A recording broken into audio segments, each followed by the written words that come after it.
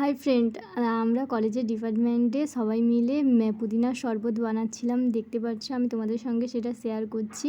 লবণ, চিনি, ice cube আর হচ্ছে জলজিরা আর পুদিনা পাতা আর আমাদের কোল্ড ওয়াটারের পিউরিফায়ার থেকে কোল্ড ওয়াটার নিয়ে নিয়েছি আর ডিপার্টমেন্টের ফ্রিজ থেকে আইস কিউব নিয়ে নিয়েছি। দেখতে পাচ্ছ ঠান্ডা জলের মধ্যে একে একে জলজিরা চলে যাচ্ছে।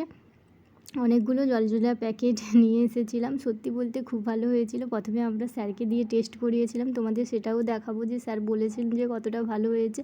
দেখতে পাচ্ছ পুদিনা তো থেতো করার জিনিস আমাদের কাছে ছিল না সেখানে, তাই জন্য আমরা কুচি কুচি করে দিয়ে দিয়েছি আর সব একে একে জলজিরাও দিয়ে দিয়েছি।